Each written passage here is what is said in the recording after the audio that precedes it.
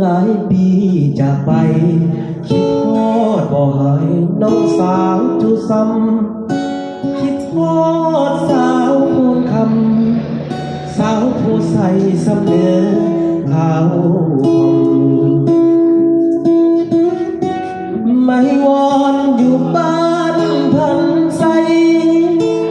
ไม่ตีบ้านนาทงจอนาทองสาวงามแก้มบอง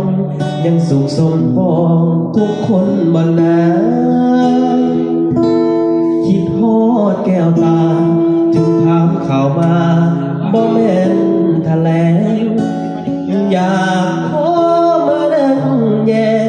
สาวสีแพงไม่ทงน้องลาใส่เดสาวบ้านมีสุขอย่าให้อายทุกซอกขานาเวียงนัดกันเถื่อหน้าจะมาเยี่ยมยามมากินข้าวงานบ้านนาลิวอยู่สุ่งสองเลียบฝั่งน้ำซ้ำเห็นสาวลงอาบน้ำใต้ฟ้าสีคำยามบ่ายจอนส่งลุยคำน้ำซ้ำน้องยังมีน้ำใส่อายสาวทาดเมืองประคองมาใส่อย่าดื่มเด็ดอายน้องสาวหัวพันก่อนจากน้องไปเอิญสั่งคนใจขอลาก่อนนะบ่ดนอายจะกลับมานาสกามอย่าลืมคำมันสาวหน้าน้องมัวขับมองน้องขับส่งอายคืนนั้นถึงแม้หลายปีพ้นผ่านสำเนียงน้องนั้นอายยังว่าลืม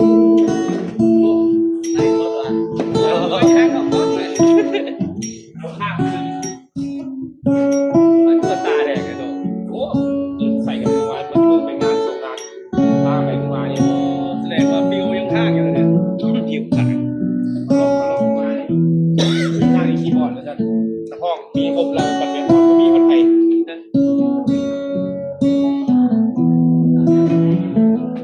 แม่ดบ้านนาลิวอยู่สุ่งสอง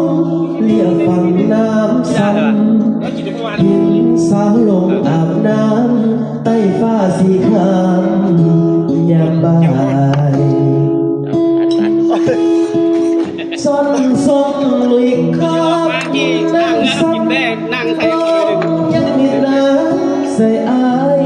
สาวทาดเมืองพัดห้องมาใส่อย่าลืมเด้ออายน้องสาวหัวพันก่อนจากน้องไปเอิญสั่งขวัญใจขอลาก่อนนะบ่ดนอายจะกลับมานาสกามอย่าลืมคำมันสาวหน้าน้องบัวขับมองน้องขับส่งอาคืนนั้นถึงแม้หลายปีพ้นผ่านสำเนียงน้องนั้น